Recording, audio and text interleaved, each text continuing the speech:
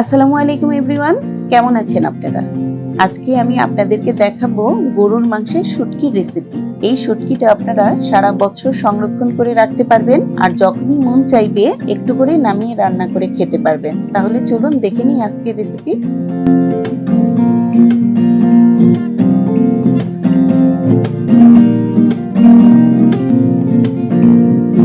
এখানে আমি শুটকির জন্য 3 কেজি গরুর মাংস নিয়েছি। আপনারা চেষ্টা করবেন শুধু মাংসটা নেয়ার জন্য।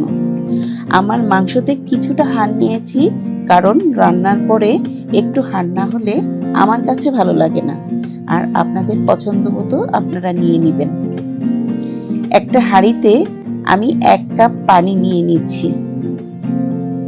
দিয়ে দিচ্ছি 1 টেবিল চামচ মরিচের গুঁড়ো, 1 টেবিল চামচ হলুদের গুঁড়ো,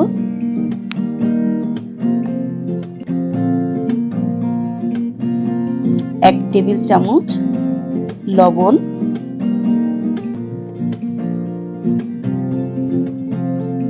1 টেবিল চামচ গরম মশলার পেস্ট,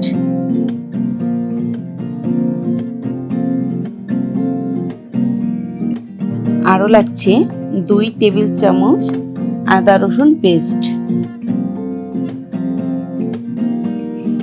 দর্শক, এখানে অনেকেই মশলাগুলো ইউজ করে না, কিন্তু আমার কাছে ভালো লাগে বিধায় আমি এটা ব্যবহার করেছি। এখানে আপনারা শুধু হলুদের গুঁড়ো আর লবণ দিয়েও সিদ্ধ করে আপনারা শুটকিটা করে নিতে পারেন।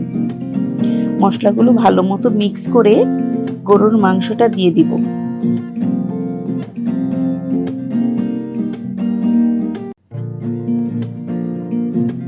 দর্শক, এখানে আমি পানির পরিমাণটা কিন্তু খুবই কম নিয়েছি, কারণ মাংস থেকে বেশ পানি উঠবে।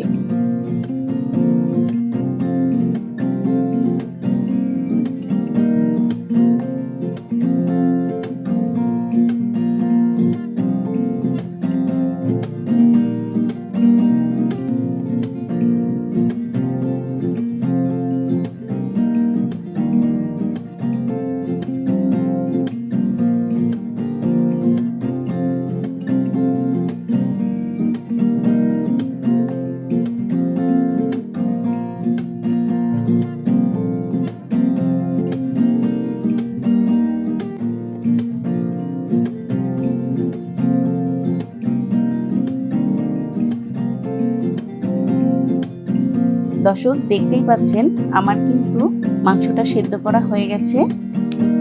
এখন একটা স্টেইনারের সাহায্যে আমি মাংসের ঝোলটা মাংস থেকে আলাদা করে নেব।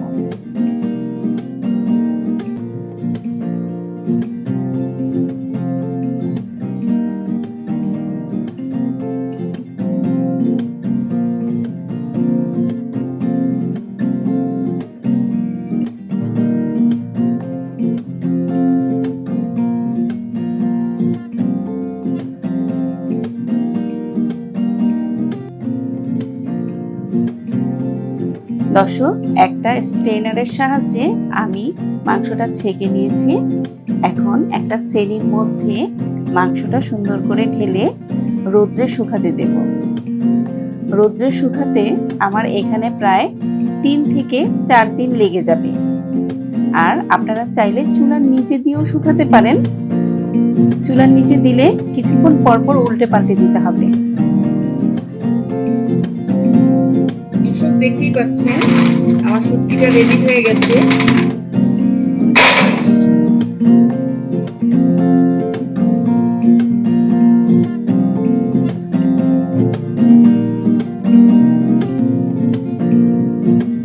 দর্শক, আমার শুটকিটা সম্পূর্ণ রেডি। আর আমার যদি ভিডিওটা ভালো লেগে থাকে অবশ্যই লাইক, কমেন্ট, শেয়ার, সাবস্ক্রাইব করতে ভুল করবেন না। তো ভালো থাকবেন। আল্লাহ হাফেজ।